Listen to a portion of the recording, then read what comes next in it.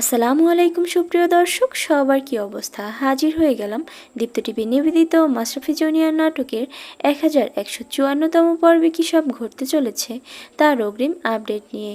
এই পর্বটি কেউ মিস করবেন না, কারণ এই পর্বে আপনারা দেখতে পারবেন আয়ানকে দেখা যাবে সে এবার জান্নাতের মাকে সন্দেহ করে তাকে পটিয়ে পাঠিয়ে তার পেট থেকে অনেক তথ্যই বের করে নেবে। তখন জান্নাতের মা আয়ানকে বলবে জান্নাতের বাবা বোবা হয়ে গিয়েছে, ডাক্তার সাহেব বলেছে তার চিকিৎসার জন্য অনেক টাকা লাগবে, এখনও সময় আছে। আপনার বউ মনির নামে যে মামলাটা করা হয়েছে সেটা আমি উঠিয়ে নিতে পারি, বিনিময়ে আপনাকে 50 লক্ষ টাকা দিতে হবে। তখন আয়ান জান্নাতের মাকে বলবে আপনার সাথে যতই কথা বলছি ততই আমার সন্দেহের জায়গাটা আরও প্রখর হচ্ছে। আমার স্ত্রীর নামে যে মিথ্যা মামলা করা হয়েছে আমি সেটা শেষ দেখে ছাড়ব।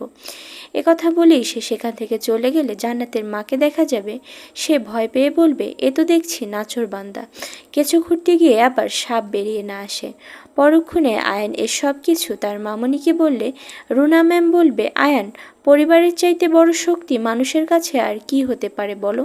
তুমি চিন্তা করো না, এবার আমিই লড়বো মনির হয়ে। আমরা মা ছেলে মিলে আমাদের বাড়ির মেয়েকে, আমাদের ঘরের বউ মনিকে উদ্ধার করবই করব।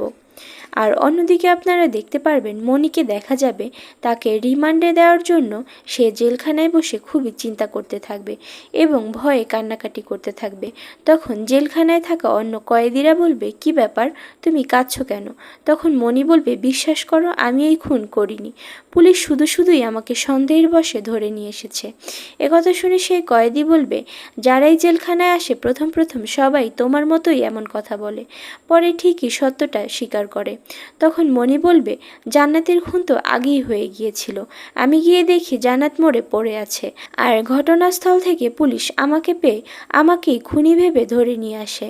মনির মুখে সব কথা শুনে সেই কয়েদি বলবে তাহলে তো তোমার মনে অনেক দুঃখ, তুমি নিজে জানো যে তুমি দোষী না, অথচ তোমাকে সবাই দোষী ভেবে যা খুশি তাই বলে যাচ্ছে।